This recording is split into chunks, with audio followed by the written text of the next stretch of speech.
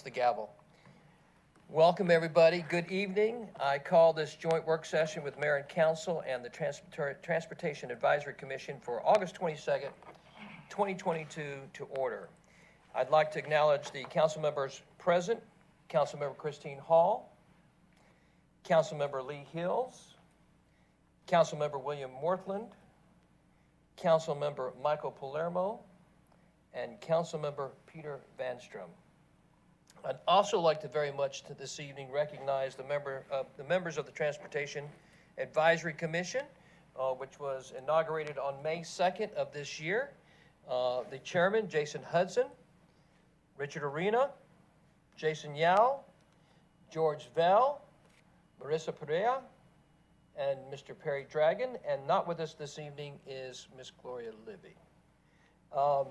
Thank you so much. Oh, by the way, I would be remiss if I didn't mention that we are very privileged to have our city administrator, Mr. Randy Knighton, our city attorney, Mr. David Davidson, and our city clerk, Marley Press.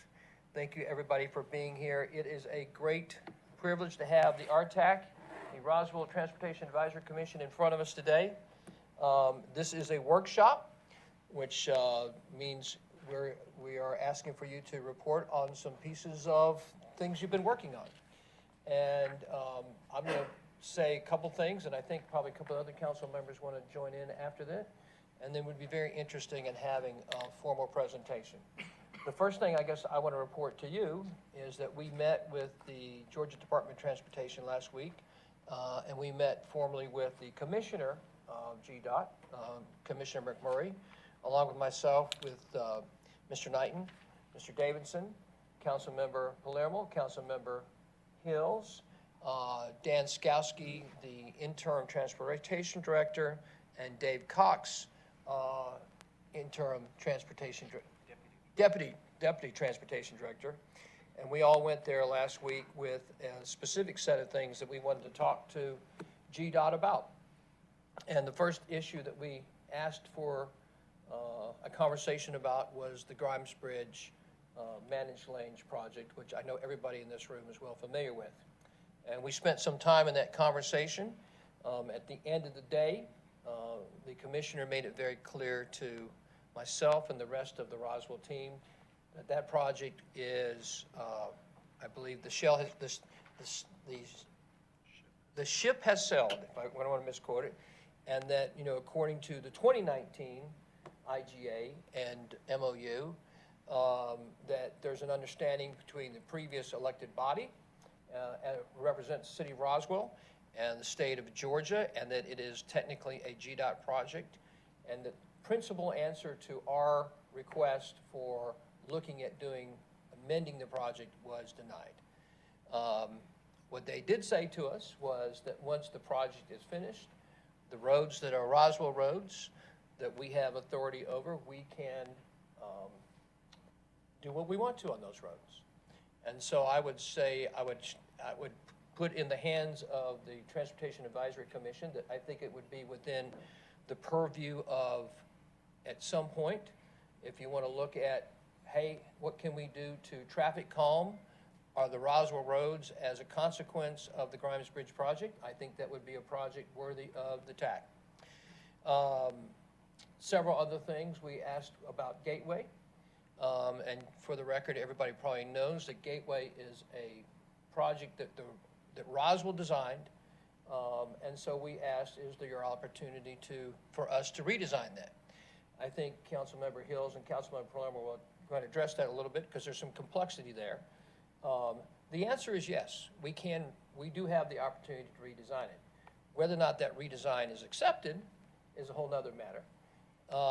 And I think some questions that we need to put into consideration is how long the redesign potentially will cost in terms of time and how much it will cost us. And I think those are fair questions that need to be put in front of us as residents because that is part of the consideration, and the commissioner made that very clear to us, that he was concerned about potential cost of bearing the utilities, something we said we wanted to do, obviously.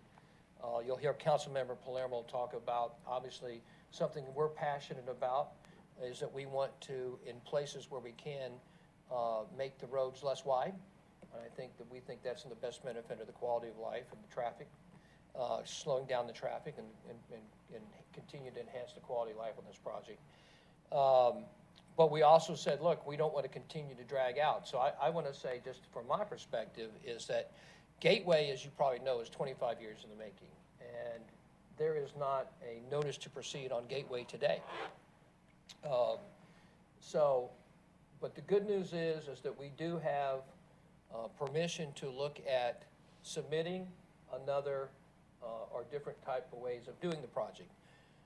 The bad news there is we don't know that that would be approved, and we don't know what the time or the cost of that is. So it is a consideration that we will have to talk about in due diligence.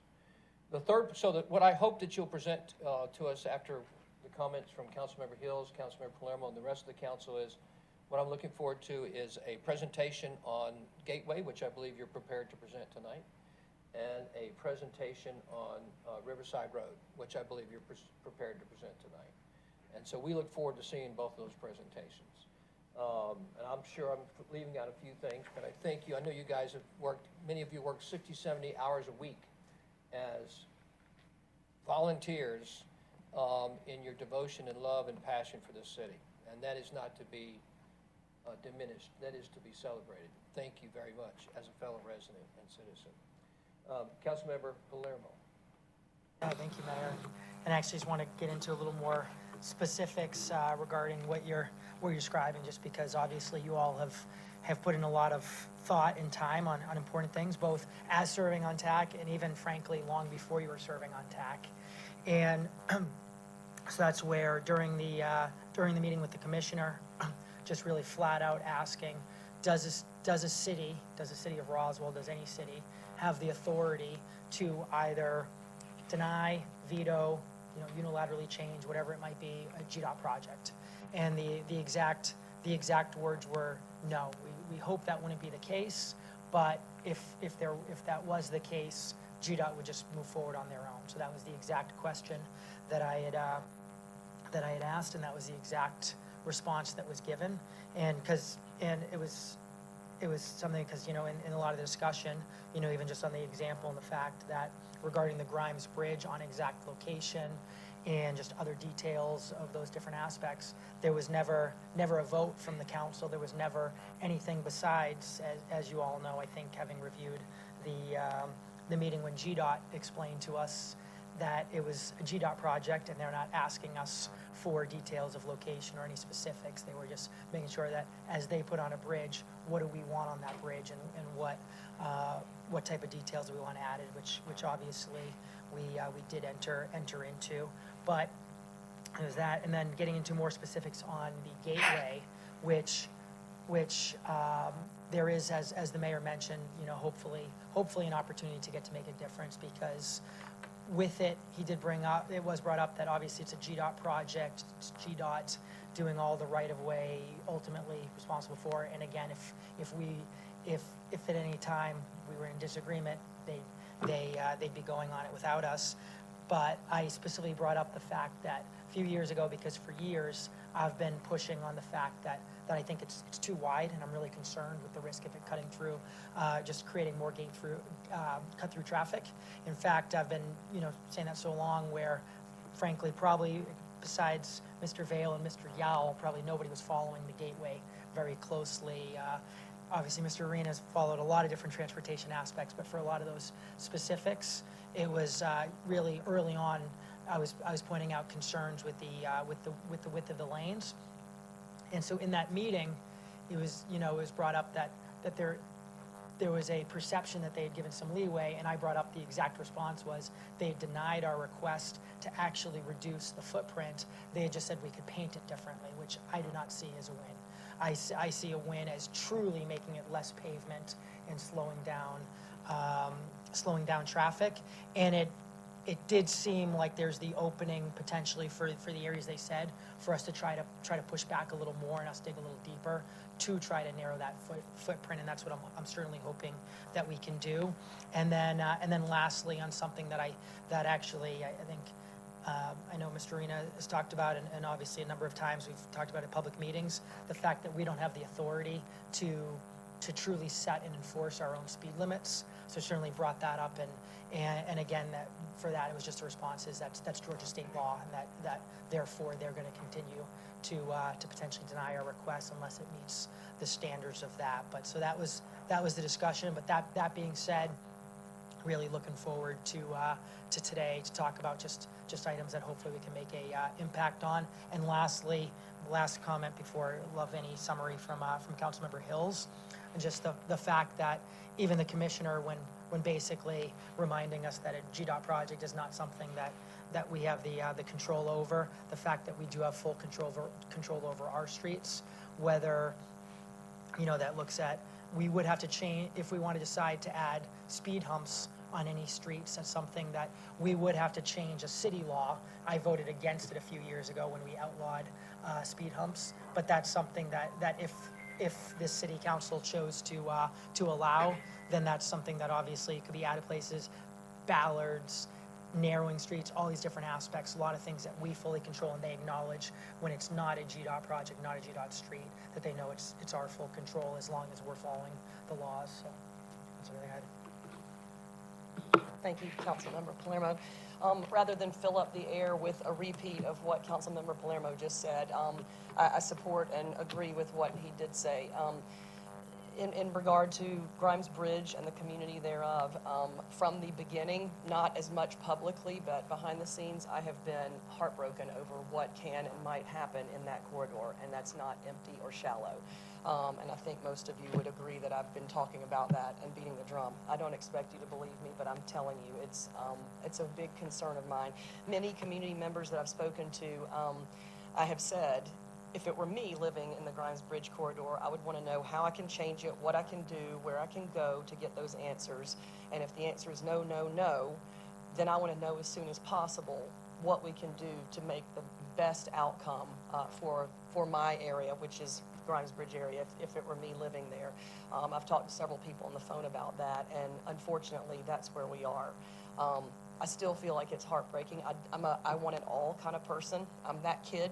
I want it to work for the east side. I want it to work for Grimes Bridge residents, and I want it to work for Roswell, and I didn't get the answer that I wanted. But I'm very committed to whatever needs to happen to make the best outcome on Grimes Bridge, that it's not a thoroughfare, it's not Atlanta Motor Speedway coming through there, ripping through our historic area and channeling out another disaster zone. So you have my commitment on record. Whatever we need to do, we will be relying, as the mayor mentioned, on you all for great suggestions, and let us go to bat on that, make it happen.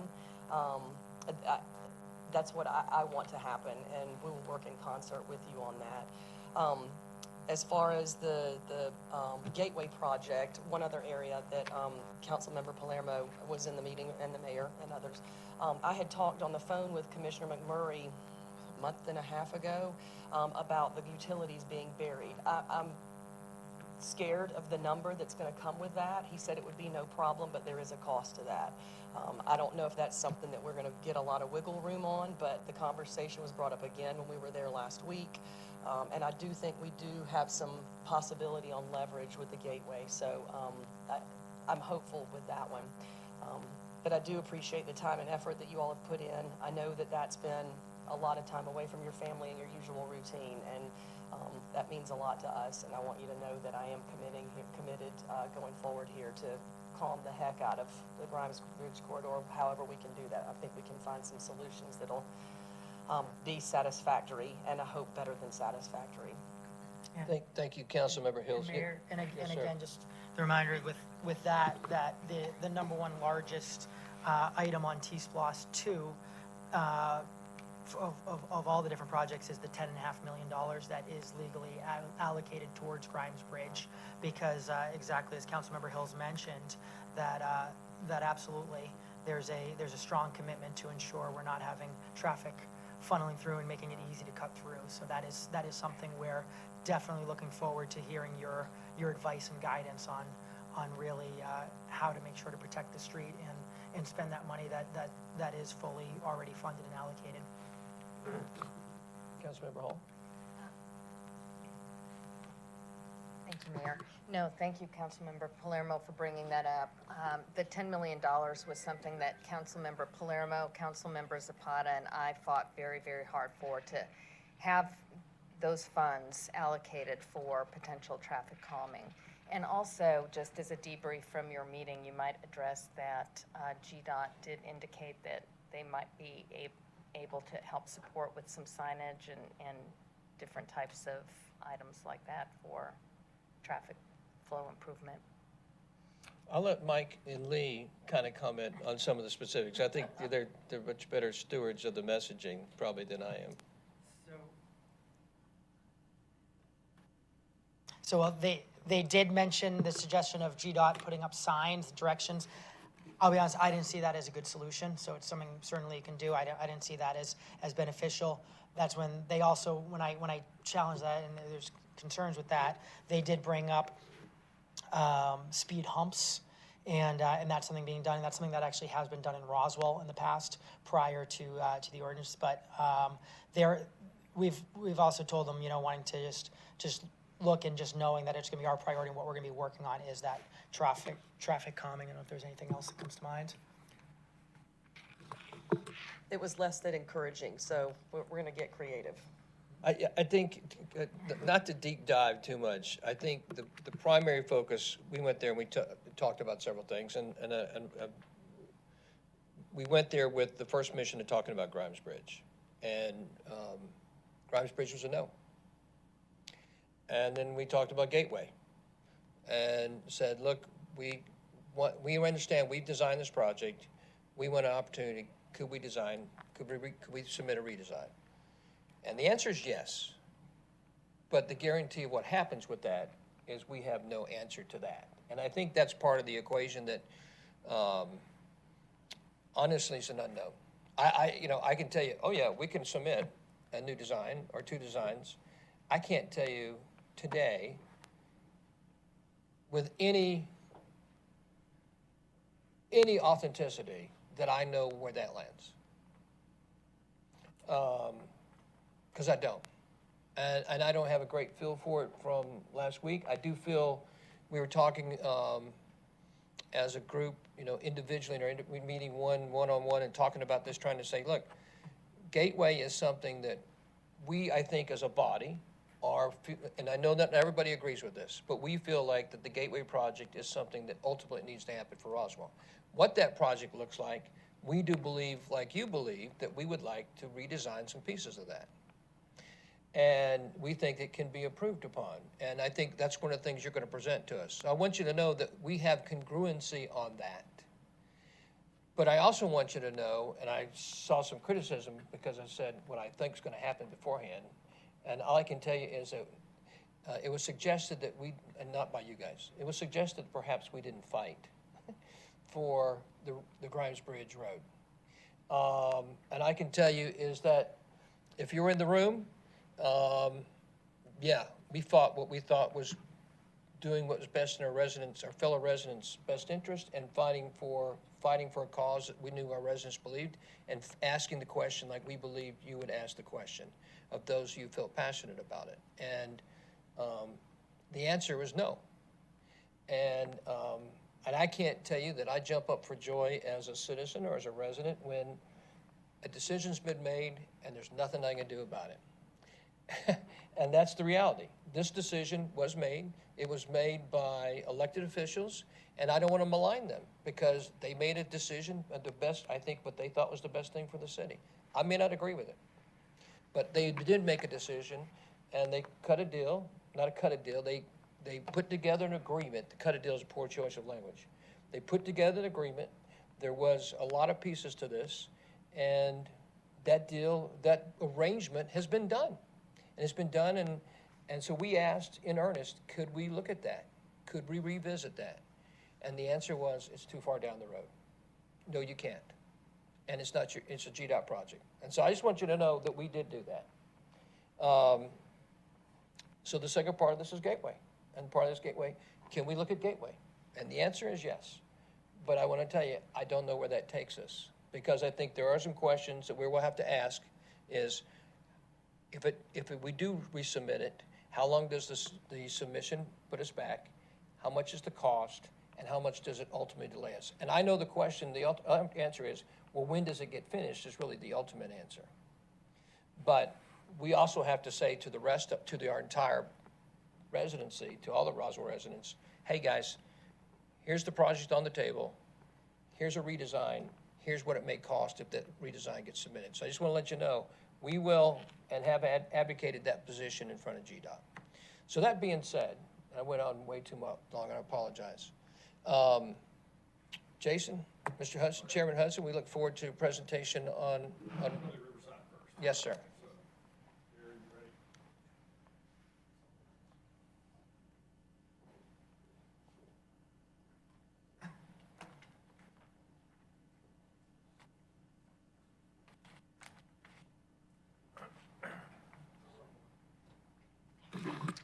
Y'all hear me okay?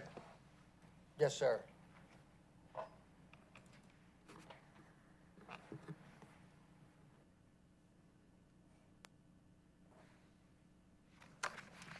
Okay, this is the overall concept provided by Michael Baker International, which is the starting point for the work we did on this project.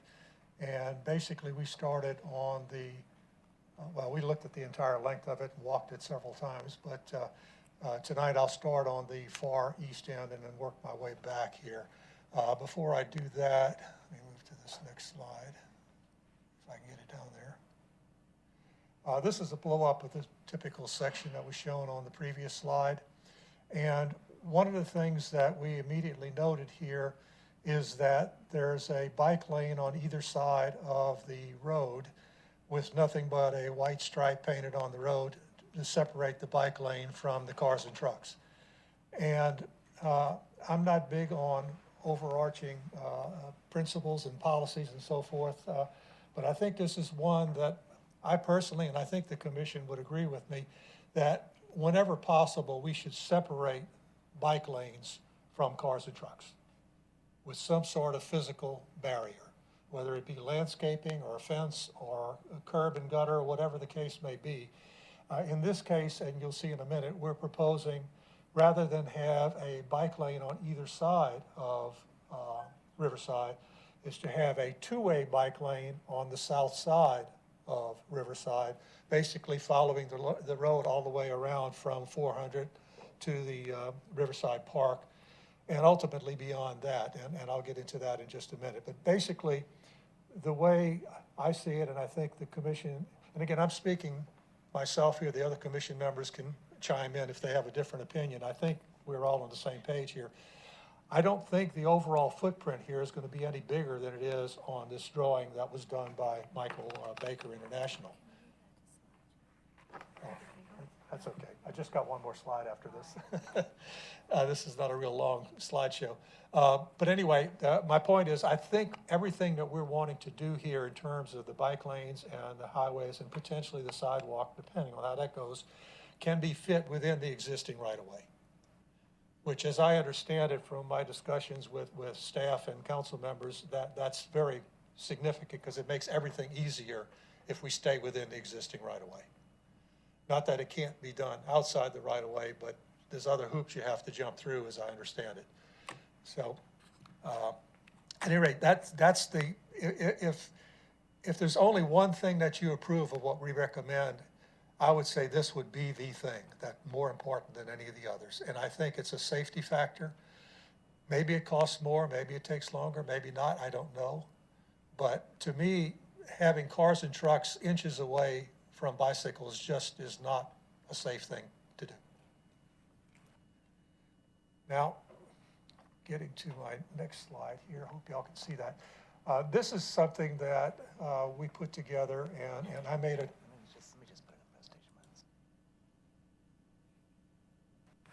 Oh, makes it bigger. Thanks, George. Obviously, I'm technically challenged on this thing. At any rate, what we did is look at the concept and work it from one end to the other, and we walked it back and forth several times and came up with a number of changes, and I'll run through those as we go through here.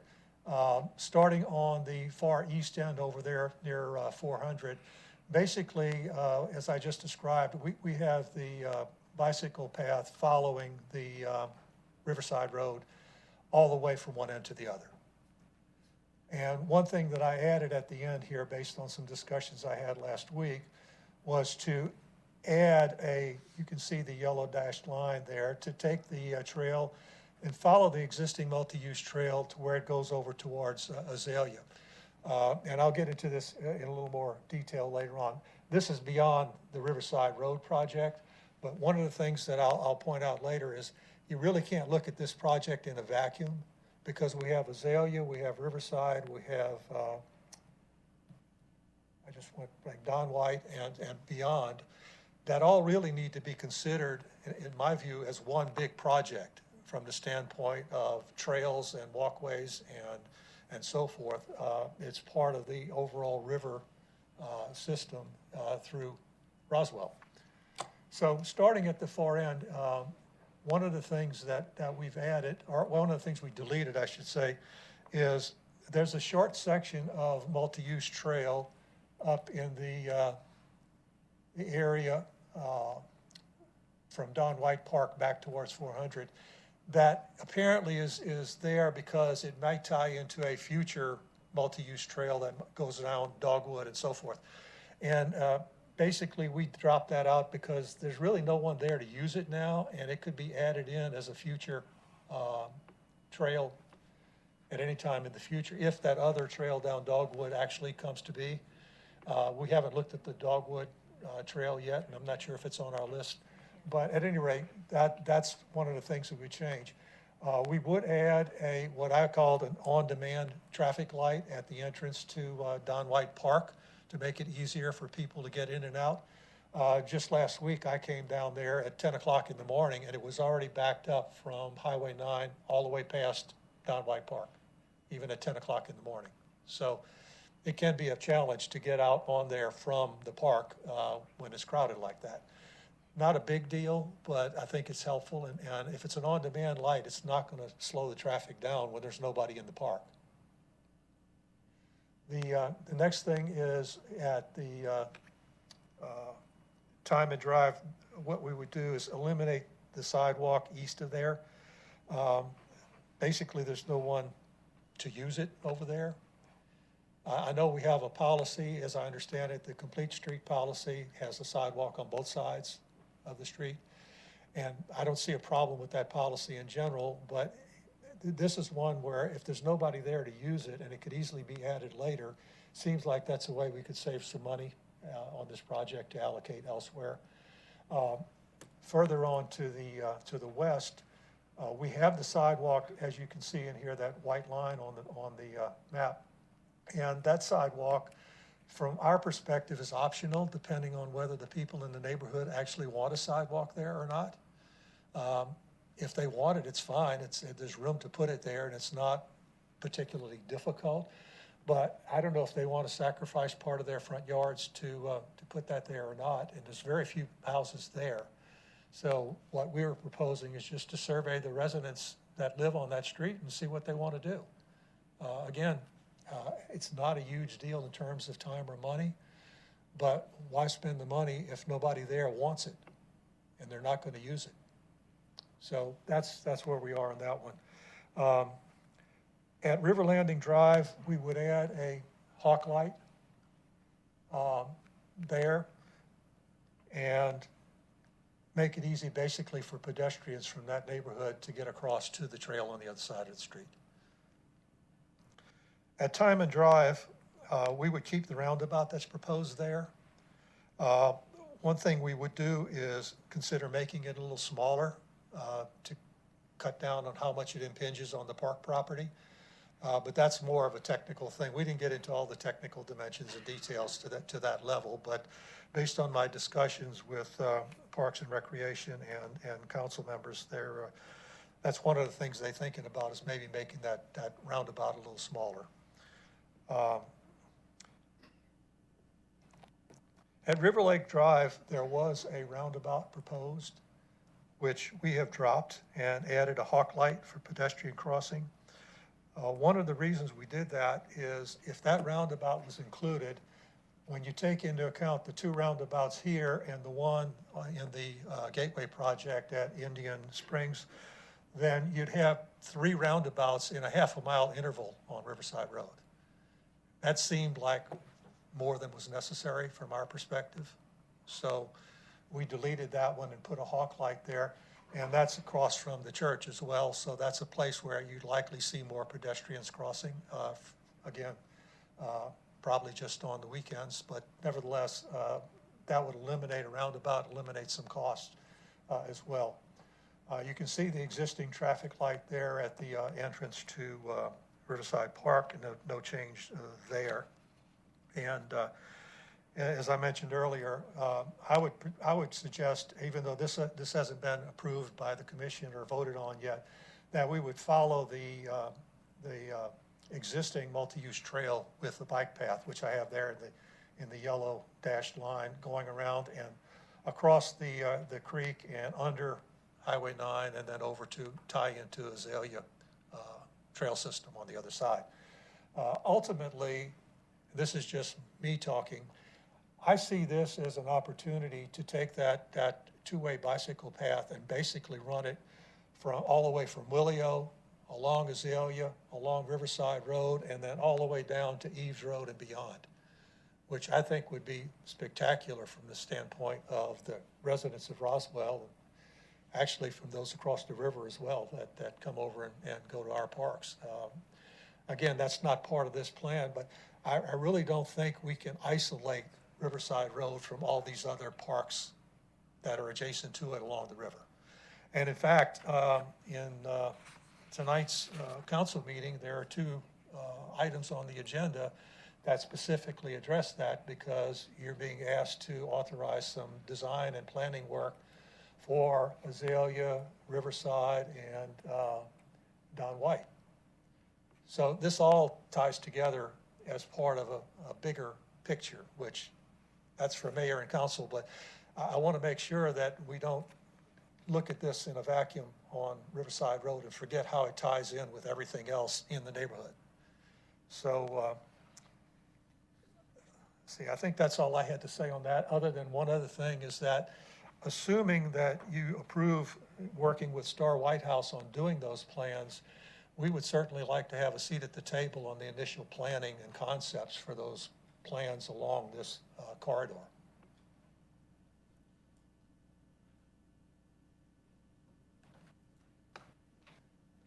So that's all I have to say. I'll leave it to any of you if you have any questions or comments from the commission or council or mayor.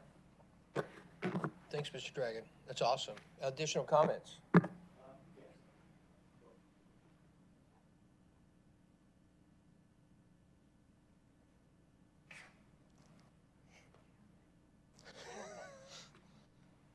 It can be tricky, Jason, I promise. Sensitive. It is sensitive. Yeah, I think this is a great place to have a paradigm shift in the way we think of what a complete street in Roswell should be. Bicycle lanes in the street have been the norm. When I went and I saw the presentation for this, I thought, well, I'm just shocked.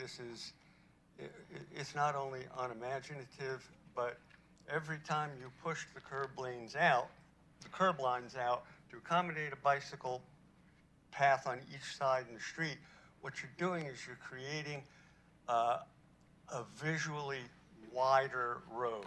And what happens with a visually wider road is that people are desensitized from speed. And you get higher rates of speed. You also have the conflicts with the bicyclists, and it's not a safe assembly. It's also more costly than segregating them. When you're doing a road project, it all comes down to unit pricing, and what goes into the unit pricing is what's in the assembly. And the fact of the matter is that bicycle lanes in the street have to be built to the same spec, and that means they've got to be able to carry the weight of a fully loaded tandem dump truck full of gravel and show no deflection in the roadbed. You don't have to build a bicycle lane to that spec. So it's, you know, foot for foot, it's a much less costly assembly. It's a safer proposition. The more you narrow the lanes, that is your, I mean, it would be great to go with 9-foot traffic lanes. I understand that might be problematic, but if we're going to have 10-foot traffic lanes, we can't have bike lanes in the street. That is just, you end up with the traffic engineers then start going, well, now we need traffic calming devices. What we need is for the street to be designed for the speed, and that is your traffic calming device. With the right-of-way here, in the cross-section that they show, it implies that there's a 60-foot right-of-way. When you go on the GIS maps and you scale it, it appears that it's an 80-foot right-of-way. I suspect that it is wider than your typical 50-foot wide right-of-way because GDOT probably did that when they built 400 in anticipation of possibly having an access ramp set up at Riverside Drive. So we've got plenty of room to work with. The reason that there would be reluctance to take bicycle lanes out of the right-of-way is now they end up having to be calculated into your impervious surface for the park, and the available impervious surface in the park is limited by ARC, and but there's no reason that those bike lanes cannot be fully in the right-of-way with maybe some rare exceptions to accommodate grade. When you get to the You want a pointer? Yeah. if this is as difficult to work as the microphone. How do you turn it on? Oh, I guess you hit the button to on. That would help. Yeah. Wow. Go on, wake up. Okay. Now, how do we go back to that big screen? Oops. This must. Where do you want to go? Oh, I see. Well, go back to the big plan view, and how do you blow that back up?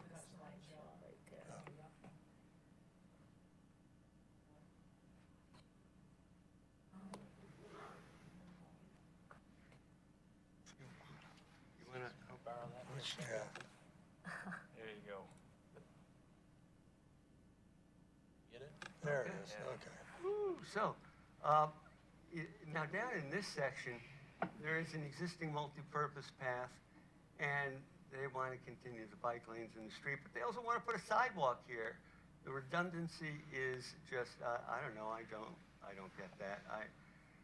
This makes a lot more sense. Can I ask you a question, Jason? Because Yeah. you're right there. So that area right there, where there is a gravel pathway right now, right? There's where you're pointing, Right, there currently is a gravel path. Great gravel path. right.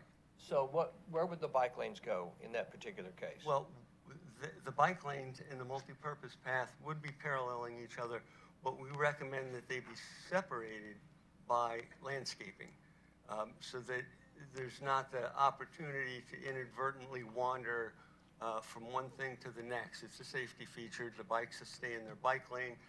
People in the multi-purpose path stay in their lane because the people who like to ride fast, they're going to want to be in the bike lanes. Now, we're proposing a 10-foot bike path that's two-way in nature.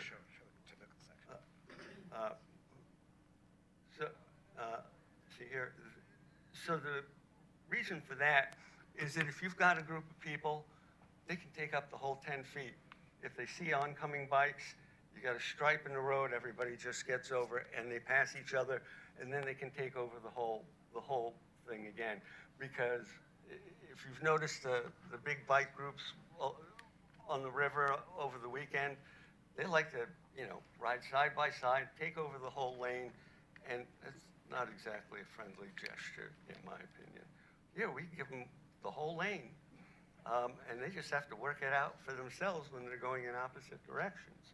And people who have small children or are not comfortable going fast can be on the multi-purpose path, and it's not a conflict. So that's the main event is building the road for the speed you want to attain and separating pedestrians, bikes, and vehicles to the greatest extent possible, because the further you put these different uses and the more you buffer them from each other, the less conflict there's going to be. And one of the things about the Gateway that is so unsafe is the cockamamie intersection here. By doing this, we can get pedestrians and bikes from interfacing with the heavy, heavy traffic that's going to occur here. You're going to use the existing path that's already there that goes. Yes, for the Correct, multi-purpose right. path, and then we're going to add Yes. a bike lane. That way, the construction on Highway 9, whenever it happens, the bike path and the multi-use trail won't be affected, and people can go all the way from one end to the other without having to be worrying about the construction. So the recommendation is, you've got an existing path there, create a median of landscaping and add a 10-foot bike path. Is that the recommendation? Yes. Kind of up along this, from, like you said, from Eves, really, ultimately to Azalea.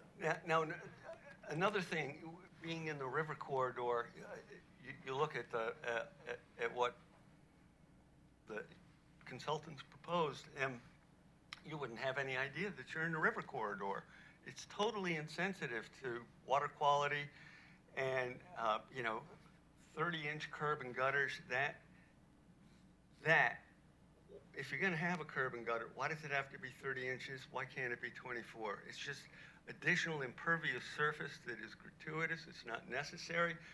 And if you're taking the bike lanes out, the argument that, oh, well, as all the stormwater from this big wide road has to be accommodated. Well, not if it's just a 10-foot lane. Now, I heard you say, and you said right away earlier, so. Right. But really, this is going to parallel the existing pathway. Yes. Is that right? Yes, It's not, and it's going to be completely separated from the road, correct. right? Completely. And we can do it with a combination of landscaping, fencing, but the more you segregate these uses, the safer they're going to be, the more enjoyable they're going to be. And when you get to Riverside Drive, the right-of-way is smaller. In some places it's 60 feet, in some places it's 50 feet. But if you shift the road north, you're creating more room to accommodate a dedicated bike path and multi-purpose path that have the landscaping separations. What would the criticism be of this plan from a biker? Well, they like to go as uninterrupted as possible. Now, because we're in the park, you don't have driveways or not as many driveways, but you're still going to have driveways if you're in the street. I would like to think that they would prefer this because it's theirs. They're not sharing it with pedestrians, they're not sharing it with cars, and the conflict between the vehicles and the bikers disappears. And so I agree. There's a lot of aspects I like of this. What would be important if we're going to make changes is to get some weigh-in, for example, from Pike Roswell and get that feedback. But I think you're right. It seems to me that actually it would feel a lot safer being next to a bicycle versus being next to a car speeding through. Question I have, when you talk about separating the double bike lane, you mentioned a lot of possibilities. You mentioned, Mr. Dragon, of regarding curb, landscaping, et cetera. Would you see it, even the potential of seeing if it was say a rubber curb, and then not done in the sense where it's one long contiguous, but instead, where there's the small breaks where kind of water can flow through, whatnot? Would that be something you'd consider that would fit under kind of the way you were describing as possibilities? Yes, the short answer is yes. I don't know all the technical details about the building materials that could be used, but I don't see why that would be any problem. And as long, and even with the gaps, but still knowing that. Yeah, I understand, So, and it wouldn't form a dam, it would allow the water to flow through, and that's fine. Excellent. And so that's something I'd be really curious to have, feedback from Bike Roswell, but I think that makes sense. From a right-of-way standpoint, I would think that there's the potential that the only increase ends up being if those curbs are 4 inches wide or 6 inches wide. I would think that's the only potential increase on that width of right-of-way. Councilman Palermo, just to clarify, are you asking to have these rubber bollards with a plan with the bike lanes in the road? Well, what I'm asking if that's something, because that's the picture I'm getting, so I'm asking if that's the picture you all are envisioning, which is basically between the car and the bicycles is kind of a curb, because I heard curb earlier, but instead of thinking granite, I'm thinking I've seen these rubber ones where they're set up with certain gaps, et cetera. So just to clarify, so the typical section up there on the left, we took the same 60-foot right-of-way that RDOT provided and put in basically a 4-foot shoulder that would be landscaped, and it has actually a wooden guardrail. Okay, so what you're proposing is not just a curb then. So then I guess where's the extra right-of-way being captured compared to? Well, you're picking 8 feet up right off the bat from the 4 feet of bike lane on each side of the street. Right, that's 8 feet, and so now there's still 6 feet. I'm not sure where it's coming from. What do you mean? Because there's 10 feet bikeway path, Yeah. and the 4-foot shoulder, and I was aware of the 2 4-foot ones on the original. So where's the other? Perry, can you go back to the original, the typical section from RDOT? So you'll see it has a 10-foot and a 4-foot on one side. There you go.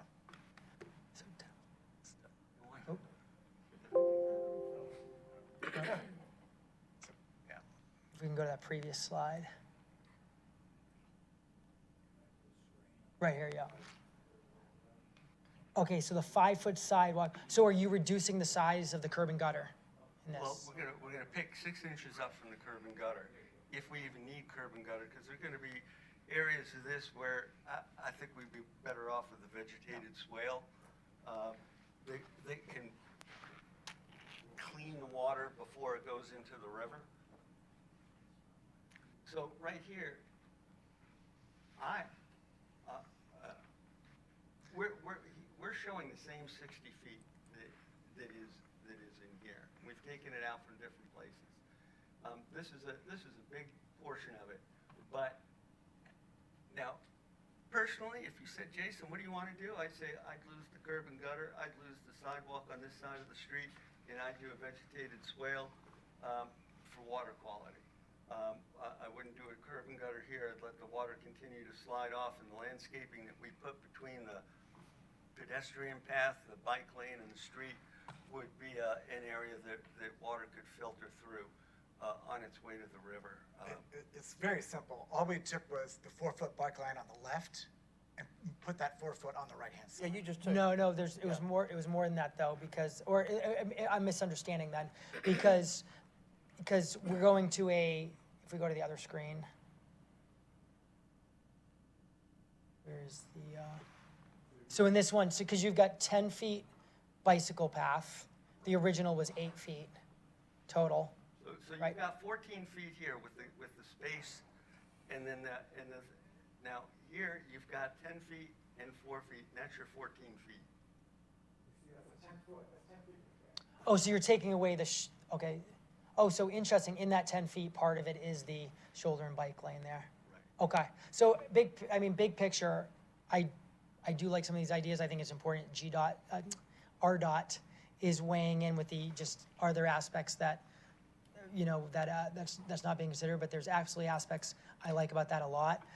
Going to so that piece, I think there's a lot of interesting, cool things when I hear from Bike Roswell, hear from staff.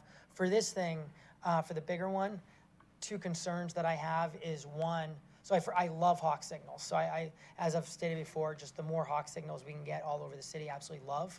My concern is when the original proposal was originally being discussed, one of the things, it was my understanding that where the Hawk signal is replacing a roundabout is that it was because the street up there had trouble getting out. And therefore, I thought the roundabout was to actually help that neighborhood getting out. So that's something I'd want clarified and a concern. And then regarding the multi-use trail, love that thought process, that it's already built there and going off, so absolutely love that. The only consideration I'd want to make sure is how would someone using the multi-use trail connect to Highway 9 for the future multi-use trail on Highway 9? So that's, We'll get to that. okay, perfect. But the thing is that people shouldn't be in this intersection at all. And the multi-use trail that's coming down here and clear cutting 2.5 acres of woods to tie into the bridge that is contemplated for being on the wrong side of the vehicular road, you lose that and you come down this way, because the multi-purpose path in the current gateway plan ends at Chattahoochee Circle, and people have to cross Highway 9 in order to get to the multi-purpose path, to come down to the intersection to take their lives in their hand. And in 2037, it is anticipated just the left turn traffic alone off of the connector is going to be 800 cars an hour. The right turn traffic is going to be 800 cars an hour, and we're supposed to cross pedestrians there. Now, the thing about a hawk light that is not in an intersection that is controlling vehicular traffic is it's instant. And people feel like, boom, I press the button, I cross, and I'm good with that. That doesn't happen in a vehicular intersection because they don't want to gum up the sequence of the light cycle for the traffic. And so you wait, and people go, well, this is bullshit, and they cross. Either they're going to cross or somebody's got that intersection in the gateway, somebody's going to die. Any safety that you're picking up in the roadway up the hill, you're losing at that intersection. It is absolutely ill-conceived, poorly thought out, and if people are, if it's as successful, the multi-purpose and bike path is as successful as everybody thinks it's going to be, wow, you're going to be stopping the traffic in the middle, and you got 800 cars an hour that want to go in each direction. How's that going to work? Jason, yes, sir, George, yes, sir. Just one more clarification. So I spoke to some of my friends that ride heavily, just rode 50 miles this weekend up through the Big Creek Greenway. They love it being separated. They like this idea of being separated. This kind of we followed the Dutch model to do this, which is the new way of doing this. The other concern that brings this up is, as now the express lanes are on GDOT, this will be now a thoroughfare for Cobb County to come through and to connect up to Dogwood.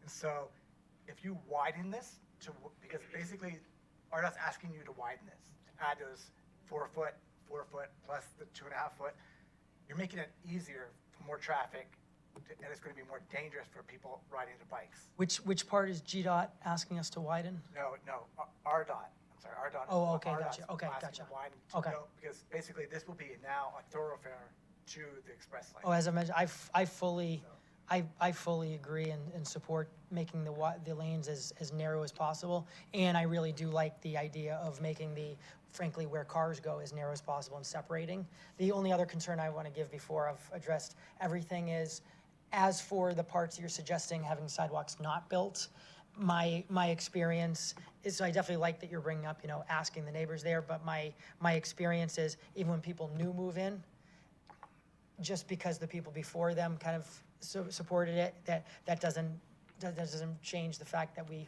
then start getting the requests, the frustration, et cetera. And more importantly to that, we've also found that it ends up being significantly cheaper when the sidewalks are a part of a large project versus when we're going in just to do sidewalk in a certain spot. So that's kind of a concern I have there. But again, a lot of the philosophical aspects here, I think, could be implemented, and I think could be great. I think there's a great discussion to be had on that. I think particularly with these sidewalks, because I think this is a unique piece of property, right? It's unique. And there is a distinction here that I think is worthy of a conversation. Christine, I know you had something you wanted to say, though. Here you go. Thank you, and thank you for your And then, work on this. with I your mean, permission, if there's any more comments after that, I know we need to get to Gateway, so I want to get to a Gateway presentation, if it's with y'all permission.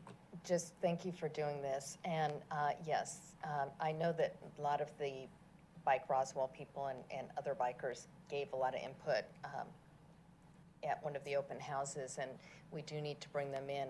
I do want to mention that there are state laws that govern bicycles and bicycle operation. They're considered vehicles, and I don't know that we can keep them off of the road, but they are required to ride in the same direction as traffic. And as George, as you mentioned, your friend on the dedicated path, I'm not sure how they're going to treat this, but that's something that we need to look into and address, and probably the experts at Bike Roswell know what the laws are. And so I just don't want to do anything that would defeat, if the bikes are going to go onto the road anyway, and we have this bike path, it might create more problems. I just want to be cognizant. By segregating them with fencing and landscaping, you're not going to have that inadvertent migration. Let me say this. Excellent presentation. Council, if you're agreed, this is a workshop, so there's no specific recommendations. It would be my recommendation, council, that we continue to pursue this, because I think we find this favorably inclined, i.e. representing residents' perspectives. There's some unique things brought to this, which I think could be beneficial to the city. I think, does council agree with that perspective? And that we would like RTAC to continue to pursue this. Maybe we'll give some specific recommendations of some things to look at. And Randy, with your permission, perhaps might get RDOT to help be involved in this, so that with the understanding that we don't want the RDOT perspective, we want the RTAC perspective, but to help facilitate this and answer some technical questions to help pursue the project. And with your permission, if that's okay, I'd like to pursue that. Is that okay with you, sir? Council, is that all right with you? Fantastic. Would y'all like to present on Gateway?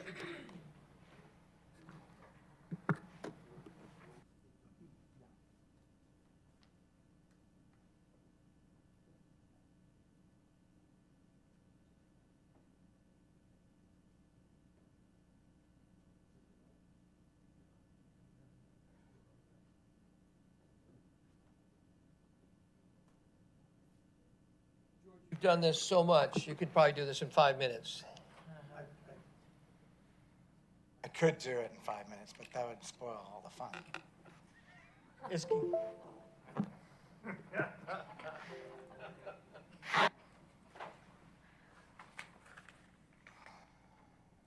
I have added a couple of new slides, so let's do that. Again, get a little feedback. Hopefully everybody can hear me. I have this allergy issue, so I may take a couple swigs of water now and then. But the point of this is to really provide a different alternative that kind of really narrows the current design that we have. We have basically a one-way road and another one-way road with a center turn lane that turns into, AM and PM, that extra lane. So that extra lane is what we're considering basically an opportunity for us to actually turn a project that was previously designed by adding an additional lane to make it 2 lanes in each direction, a highway basically going through our historic district, reducing that footprint to the current footprint that we have by leveraging a smarter design that we think would work. And the big challenge here is we're going to basically have 1 lane and a planted center turn lane. And there may be opportunities for an engineering company to look at, do we need the planned roundabouts or not? So we haven't gone into that level of detail, but I wanted to kind of provide this update that just came out today. So the GDOT commissioner mentioned today that This project has been pushed out till 2026. It was already over 2 years behind schedule. Now it's going to be pushed out to 2026. It's also increased from 50 million to 58 million. So, in 58 million, so I'm not sure if that's today's dollars or in 2026 dollars. But at the bottom, you also see the project first started in 2008. GDOT has not set a firm completion date, but they're giving a rough estimate of 2029.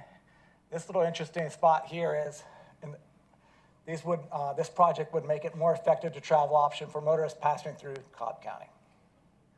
I don't think that's what we want. So this alternative plan that we've come up with, after a lot of work, is also part of this original T-SPLOST. And if the highlighted spot is in red, says, which includes underground utilities, not optional. This is the T-SPLOST. This was the T-SPLOST fact sheet. This is what people voted on. This includes underground utilities. I don't think this is an option for Roswell to do. We have to do this. People voted on it. It was part of the project fact sheet. Just want to remind everybody what the voters voted on. Because I've heard, I think Dan Skowski mentioned that it was optional in one of our previous meetings. I think the problem is the current design does not have it included. The current design that we did, that the city of Roswell did on the project, George, and you correct me if I'm wrong, I think that's the problem, right? The current design does not include underground utilities. I don't know. You guys surely know. No, don't know. It was included from the very first conversations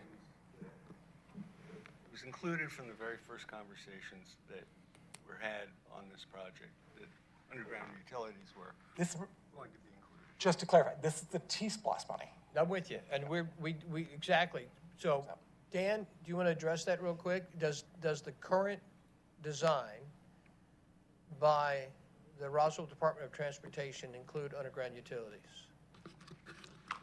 No, sir, it does not. This particular comment here does address the potential for underground utilities. In terms of the design of the project, it does not currently include underground utilities. My understanding of that, if you look at this particular figure, Roswell's share of cost is $3 million. Primary reason for this, I believe, going back in history, is that the cost of utilities is borne by the utility companies if it's within GDOT's right-of-way. If it is not part of their right-of-way and their plan and their design, the utility company will not be responsible for that cost, and GDOT will not pay for that cost. So therefore, the city would be responsible for that cost. And that is the rub with the issue of buried utilities on. No worries, I just want to get clear. So the city has design control over the project, correct? Yes, sir. And the city has done a design on the project, correct? And the utilities do their utility relocation designs as part of that process. But on the current design, there are not underground utilities, is that correct? That is correct, and that is, And just for edification, for my education, that was done because to this point, this is saying, hey, T+1 voters, this is a referendum by the voters, right? The referendum by the voters is the voters say, hey, underground utilities is part of our understanding of this project, right? So somehow we changed that. Somebody changed that, but we have to take responsibility for that, correct? I mean, it sounds like we changed it. yeah, and the key words are the last sentence there, the cost of the reconstruction of the gateway are covered by state and federal funds. The $3 million that we have allocated for here for utilities, lighting, connections to the park service are all on the city's bill, and utilities simply do not fit within that allocated funding. I have a question. 1 second, Jason, sorry, forgive me, because I do. I'm just trying to get an understanding, though. Whether we like it or not, the voters voted on this, right? This is a referendum, right? Kind of like the Big Creek. Not the design. No, but they voted on the project overview. The project overview says there's going to be, which will include underground utilities, improved lighting, and connections to the NPS. Am I wrong or right on that? That's what they voted on. That is what the language says. So how do we have the right to change that if it's in the referendum? I will be honest with you, sir. There are some utilities right now that are below grade in that corridor. There are some utilities that are above grade. And the issue here is what's above grade is not scheduled to be moved to below grade. There are some buried utilities on the corridor. I cannot explain exactly what the intent of that language was or the designer's intent, other than the utility companies themselves and our design consultant working with them to make it all fit. Can I ask Dan a question? Sure. Dan, did I hear you correctly when you said that the utilities that are in the right-of-way, it's incumbent upon them to bury them if they're already in the right-of-way? No, sir. What I said was the utility companies are required to replace what's there in kind if it's within the right-of-way and it has to be moved for a transportation project. So the buried ones would have to be buried. There's gas, there's water underground. I understand the distinction. So let me, Yeah. I just, So sorry, there's- Dan, I'm sorry to move you. I do want to come back and figure this out. This to me, forgive me, George, is a different matter, because I'm interested in your presentation. I want to see what your recommendations are. But I do think, with all due respect, that we need to be able, I understand, if we have a design on board and it says something, we're doing something different than what we voted on, that sounds problematic to me, unless there's something I don't understand. That's probably, we should be able to, and when was that design actually delivered? When did we deliver our current design? It was like 2018.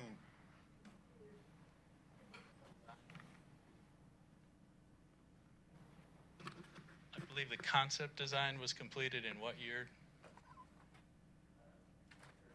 2013. 2013? Well, So when the was- concept when was it design, presented 20 to the public? But this was voted on, this T-Splost, 16. yeah, the 16. Yeah.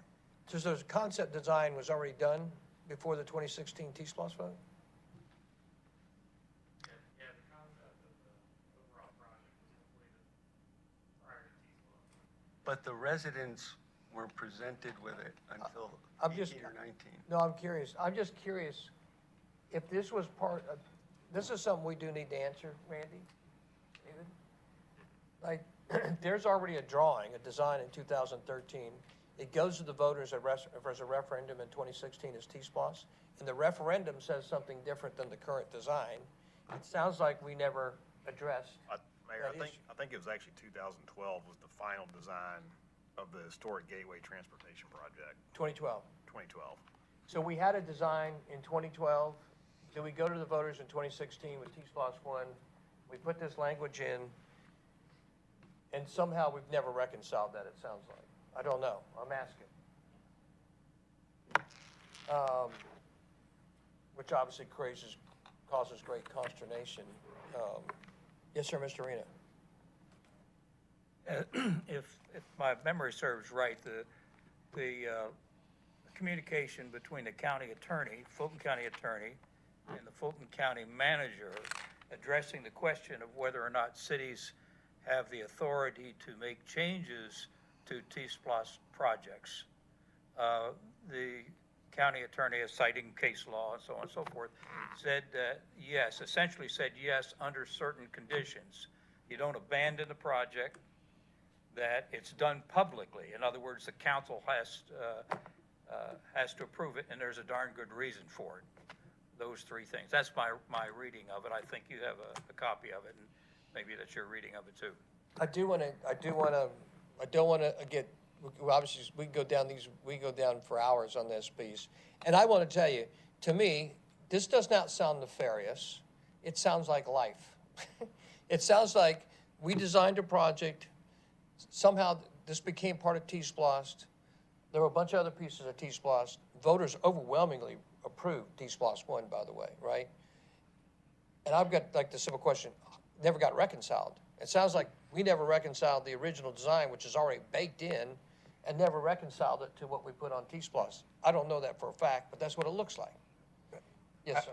The only challenge to that is the early visualizations provided by RDOT did not include any above grade utilities. So they're all buried what the people saw.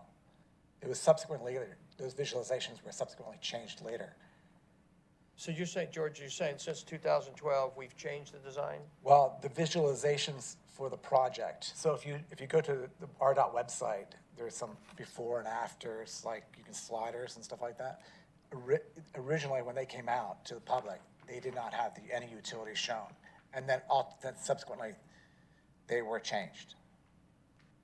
So I'm not sure if what they were looking at, but obviously it's been shown to the public several different times, this project not having above utilities.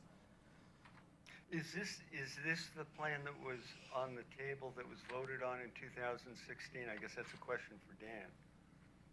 Yeah, this is it.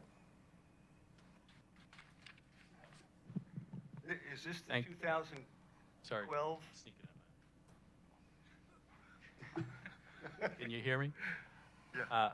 I'm sorry, this is a point of potential confusion because there are other fact sheets with different language, and the timing of this one versus the timing of the vote is a point of confusion for me personally. Okay. There are some that say may include.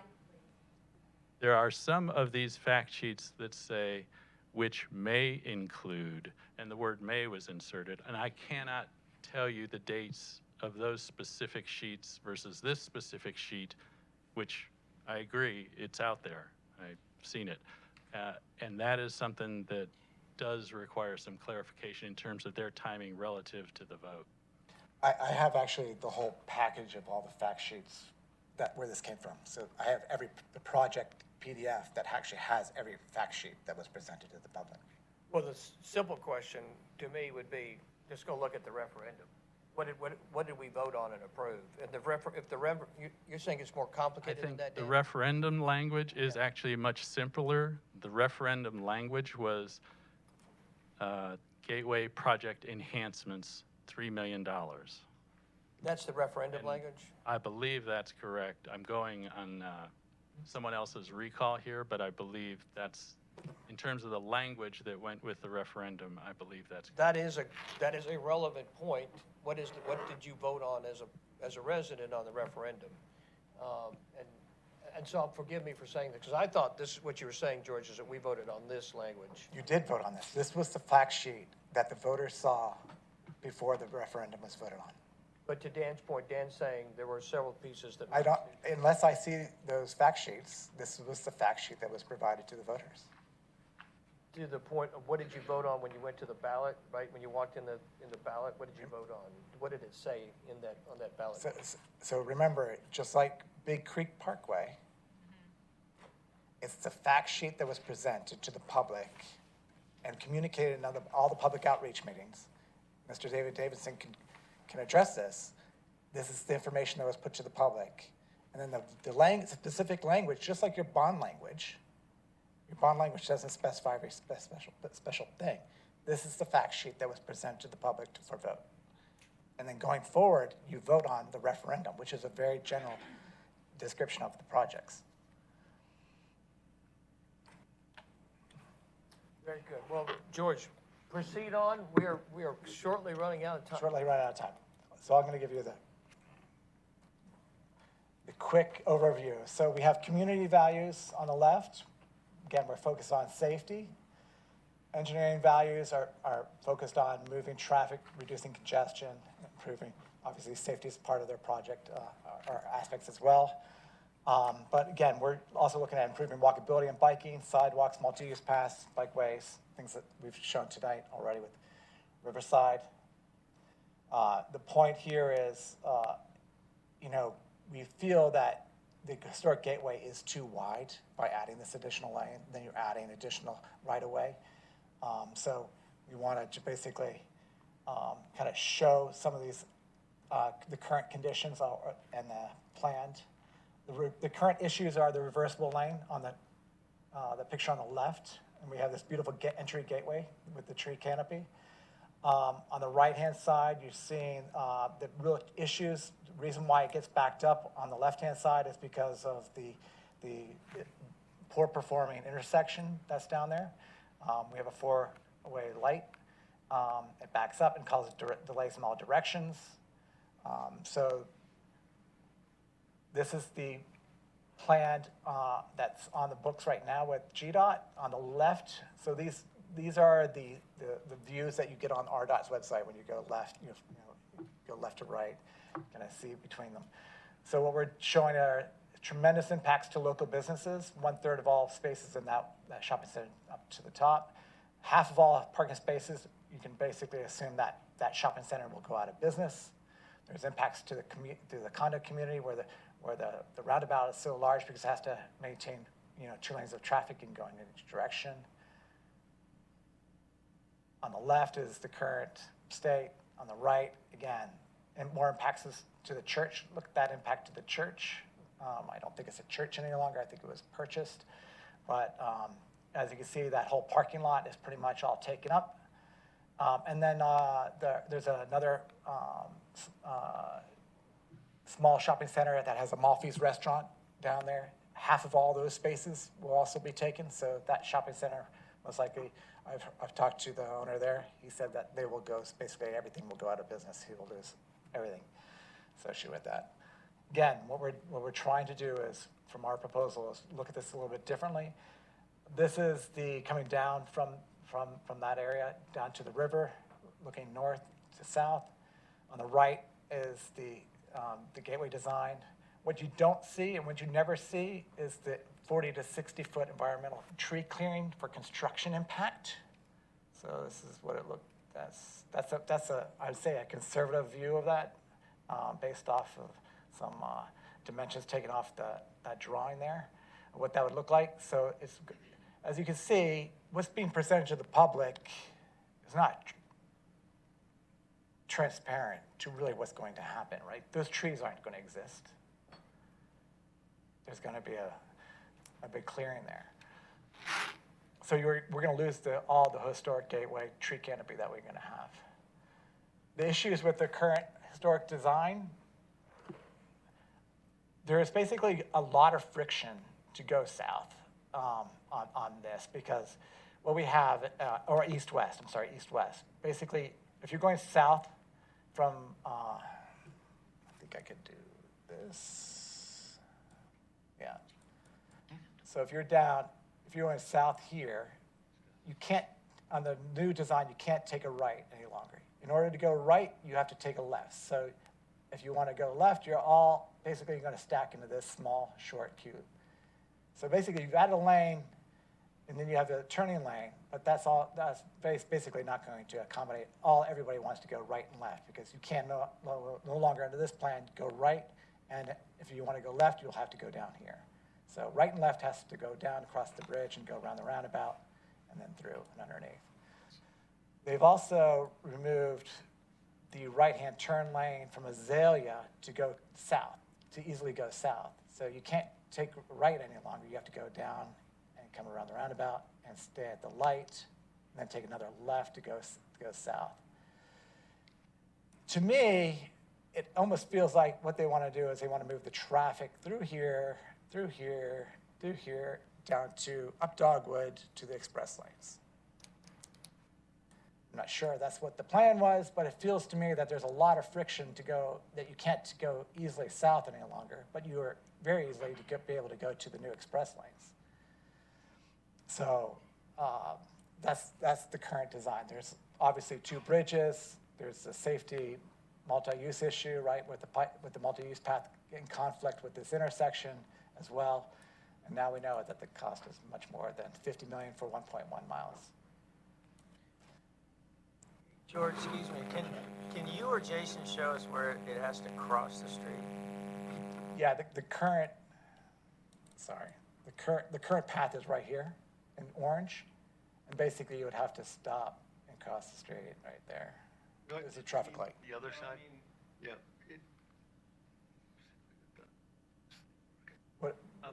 So that driveway, that's the entrance, that's Chattahoochee Circle. Yeah. That's where the condos are, that's where the apartments are. The multi-purpose path here ends here, and this is where you gotta cross to come down the rest of the way. Then when you get to this intersection, you've gotta cross this to get on the sidewalk on this side to come down to get to the river. And you're gonna have 800 cars an hour coming up here and wanting to make a left-hand turn in the morning.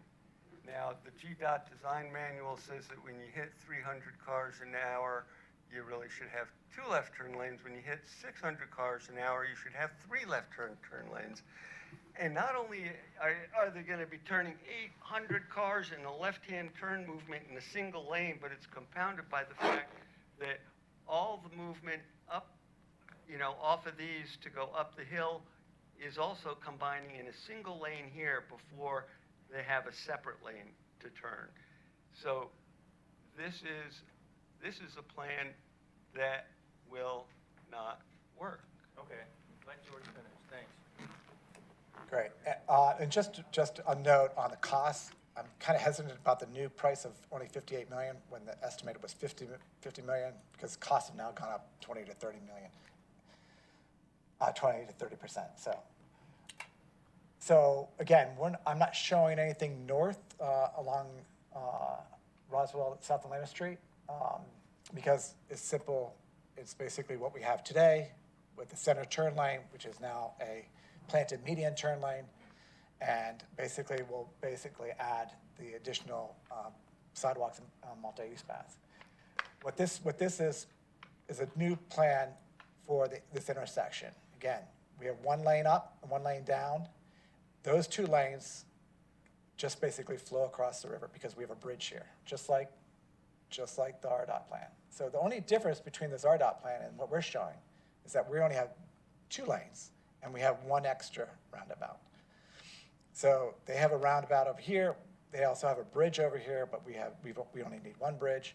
So basically, if you want to go east-west, you basically turn right, you go around the roundabout, and then go under the bridge, and then you go that way.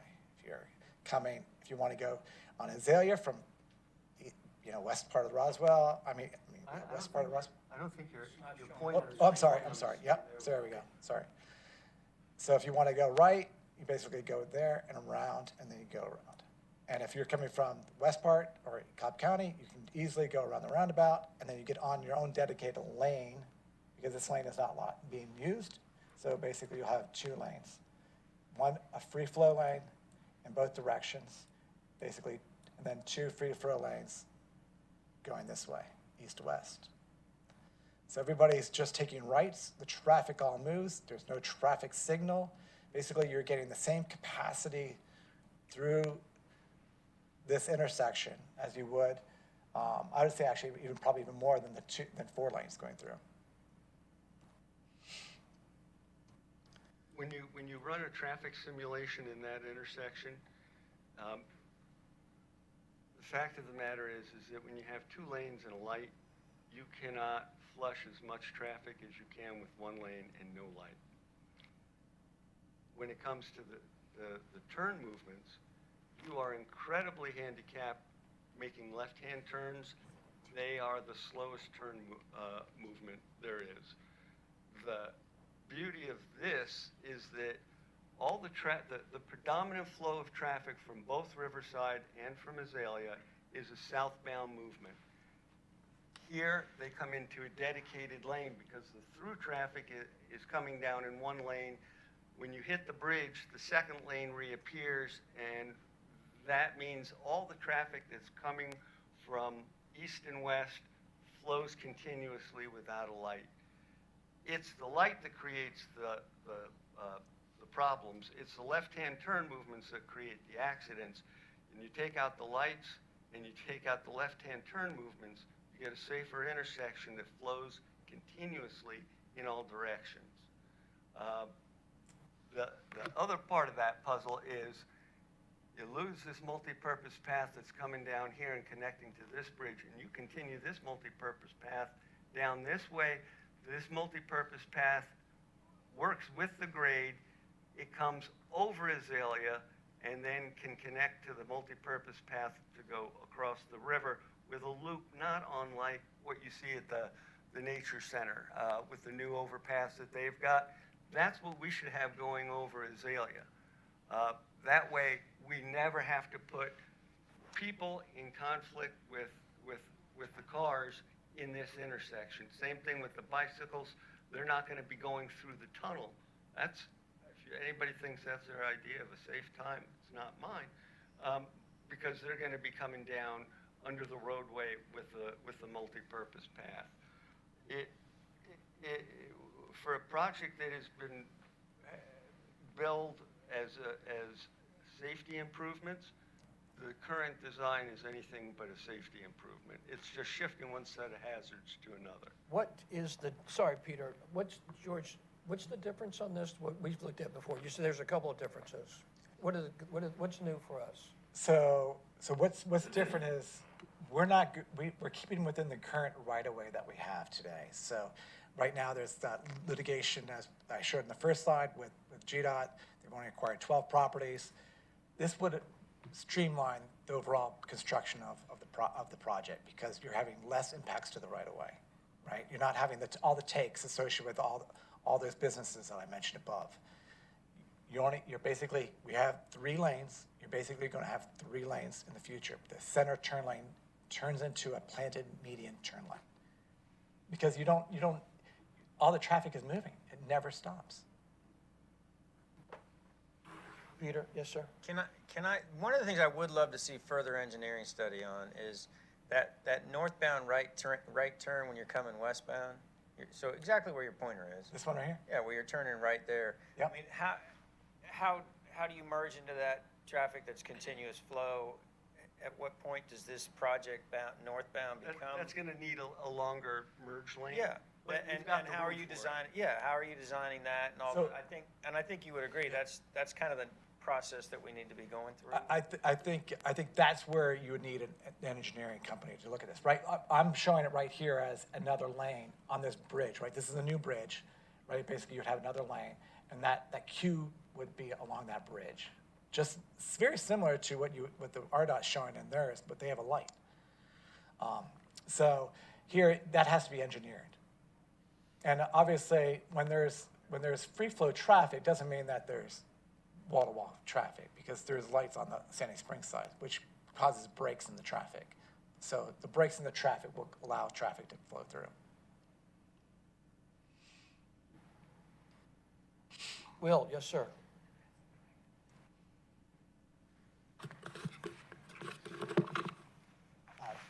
Quick question from seeing all this put together.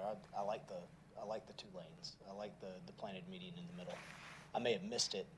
Is there a plan for emergency vehicles coming through to come to the rescue for anything that needs to take place? Broken down vehicles? How do we get a tow truck through on 2 lanes? You're going to have median breaks for the turns. We don't need the roundabouts because we're going to have the current center lane becomes a landscape median with breaks in it for left turn movements. It's not for the heavy left turn movements that occur here. It's for the convenience of local traffic to make left turn movements, and that's where your flexibility for the emergency vehicles exists. But there's no shortage of roads that are just 2 lanes, and that's all there is. It's not like every road is designed for emergency vehicles to easily bypass everybody else. It's just not an anomaly here. Yeah, even when you have 2 lanes in each direction, you still have vehicles in those lanes. So there's no difference from emergency. I wouldn't think. I would assume it would be designed as a normal road would be, right? Yes, sir, Will. That's it? Councilmember Hills? Councilmember Palermo? I'm trying to hustle us through. So it seems to me, 2 things that are jumping out is, certainly I agree and prefer that, and I feel most Roswell residents would certainly prefer that when you're going south on Atlanta Street, you can take a right onto Azalea. So is it basically, in your plan, is it there has to be built kind of a ramp from it, or how is it done in your model but not done in their model? They don't have the room because they've got a 20-foot median in the middle, which is to accommodate the planting of large trees. That's why that median gets so. Meaning they don't have the room to build a ramp? Right. Okay, whereas in this would have the room to build a ramp because it's, okay. They also have, the other constraint is the multi-purpose path. So between that big, and they've got 4 lanes. It's a 4 lanes. Yeah. Really, So- they have so 4, when they have a you 4 don't lane have 4 bridge. lanes, there is the room to put a turn lane in here. That's easily accommodated because we're not cramming so much into the corridor that there's just no room for a right turn lane.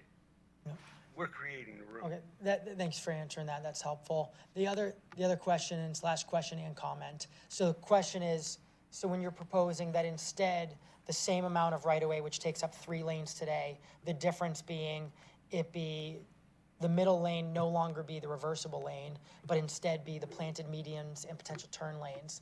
So therefore, that would be much lower costs to GDOT. Correct. And it would be, they could basically do that with the same footprint. Correct. So therefore, I would think that means that should one of their big challenges, they say, they're sticking with this design because frankly, of the amount of time and cost, et cetera, to change designs. So that would make that easy. My pessimism is that, I think that makes it an easy one to present to GDOT because, hey, we're showing something that's not costing any additional planning, everything's staying the same except for the reversible lanes being reduced.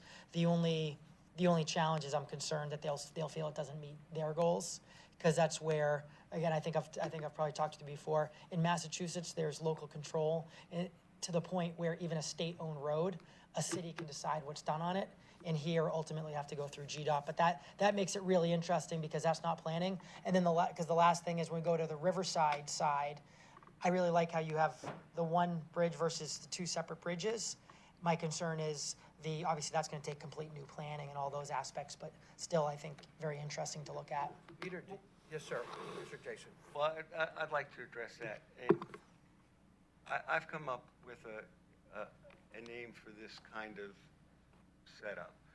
You've got so much traffic that comes down Highway 9. When it gets to the square, a huge amount of that traffic, almost half the traffic, is turning onto 120. Here, the traffic that's crossing the river, it feels like half the traffic is coming from Azalea and from Riverside. And so the traffic that's actually going down the corridor is not so severe, and I drive this corridor a lot. It's not a single lane that's a problem. It's the intersection when you get to the river, because it's got a light. So if that's moving continuously, so the name I've come up with is a divergent taper segment. And that is because traffic engineers love these pithy little names. And the fact of the matter is that so much of the traffic is diverging before the segment that the segment can taper. You have that room because at the top and the bottom of this, the traffic flow is just, it's not a straight traffic flow through it and across it. Like Holcomb Bridge Road, boy, that traffic goes this way, this traffic goes that way, and yeah, there's some turn movements, but here, the turn movements are half of the flow. Thanks. Councilman Palermo, real quick, just to respond to your question about the timing. So now this project's been delayed or pushed back till 2026. You have basically 4 years almost to provide an alternate concept, propose that, have it validated, and compare it to the current design that they have. You have an engineering contractor on retainer basically for $1 million for T-Splosh that can work on this project. You have the contractor lined up. You could actually hand off what we recommend, have them do alternative comparison design to us, our tech recommendation to the RDOT current design that GDOT has in hand, and then you can determine if it's valid and it would be cheaper and it will be faster to implement. We definitely have to wrap up, so I just wanted to mention one thing. First of all, you all know that I'm very much in favor of relooking at this project. The one thing that's very important to remember is even if Roswell designed this, it was designed before traffic patterns have changed so much with people working at home, Correct. people going north more to work than they used to. We're almost seeing, I sit at that intersection every day. I see as much traffic going north as I do south now, and I think east-west needs to be managed. And so I appreciate and applaud you trying to find something with a less footprint that moves traffic through, and quite frankly, may make one of the most unique intersections in the history of North Fulton. That's pretty darn exciting. Secondly, I would be remiss if I didn't bring up Janet Russell's suggestion from before that in the interim, I would like RDOT to look at working with GDOT and you folks for that left turn signal on that southbound traffic. We've got 3 to 4 years now. That would clean up that intersection incredibly well if they got the left turn signal coordinated with the northbound left turn signal coordinated with the southbound left turn signal. So that would be great. So that's my last input. I'm going to be the bad guy. No, you're not now. I got it all in. I'll be the bad guy, because it's 6:43 and we've got a council meeting in 15 minutes. Yes, ma'am. Janet, please.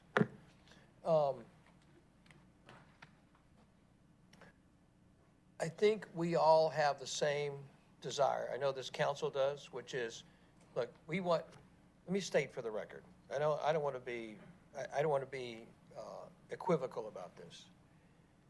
The Gateway project is going to happen in some shape, manner, or form. And I think that there's a belief out there that we have the power or the ability to stop Gateway. And what I want to do tonight is make clear that we do not have the power to stop Gateway. Gateway will not be stopped. The question is, Roswell currently has the design. The state has said you can submit it to the design. I think we all have the same desire to submit another design. And because I think we all think we can make it a better project. I can't tell you that this is the perfect project, but I think we have an appetite, and Randy, my request with the city council's permission as a workshop is not only we continue the design process, but we implement true integration. Now we need to meet with RDOT, right? We need to meet with our Roswell Department of Transportation folks, with our Transportation Advisory Commission members, and say, we've got a design, and we'd like to work on this design and take this to the next step for potential submission for another workshop. Are you all in agreement with that? Are you? Yes, sir.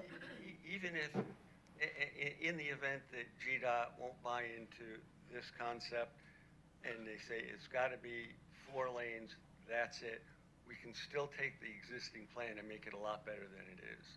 But this would be a much better plan. And what it will do to the street up the hill is make it much more intimate and create, I think, an environment that is conducive to fostering a second Canton Street, so to speak. A 4-lane highway is not conducive to that. May I make one comment, sir? Yes, sir, Mr. Knight. Thank you very much. I'll be very brief. Thank you all very much for the time, obviously the extensive time you spent on this and the great thought you've given to it. Obviously, there have been some things here that certainly warrant further contemplation. Thank you for that. I just wanted to mention one thing here, that item in red about travel options for motorists passing through Cobb County. That was not a City of Roswell statement. I want to make sure that that's clear. That was not a part of a statement that we presented to the meeting, just for clarification.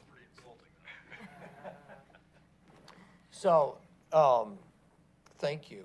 Thank you to each one of you for the hard work you're doing, for the work you're doing for your fellow residents, for the work that you're doing serving us as council and mayor and staff. And so we look forward to the next iteration of you having consultations with the Roswell Department of Transportation on the submitted Riverside Road and Gateway, and taking this to another level of redesign with your, yes, sir. So does that mean at the committee meeting tomorrow, you're going to table this, for a vote to move it forward? for Riverside, I mean. Yeah, I think the Riverside committee meeting, Riverside, we have a committee meeting tomorrow on transportation, correct? And Riverside is on there, that's right, there's a discussion point. Yes, we will take tonight's input and bring that into the committee meeting tomorrow and make those suggestions as a part of this discussion tomorrow in committee meeting. So, we'll say yes. Don't let me prejudge it, but I would say, yeah, Jason, yeah, whatever. If they're saying that your recommendations are different than what's on the table tomorrow, which I don't have in front of me, and you're saying that's different, yes, yes. We will not go forward with something, let me be clear. We're not gonna tell you tonight, we want you to take the Riverside Road project, have a conversation with our debt, let's collaborate on it. Then tomorrow night, vote in committee meeting and say what we said tonight was not appropriate. I just wanted to clarify. Okay, it's fair. Thank you for doing that. We will not screw you tomorrow night is the answer to the question. With that being said, I'm going to adjourn this workshop with the permission of council. And thank you, ladies and gentlemen from the RTAC for your commitment and your great work, and we look forward to seeing you again shortly. Thank you. This meeting's adjourned. Thank you.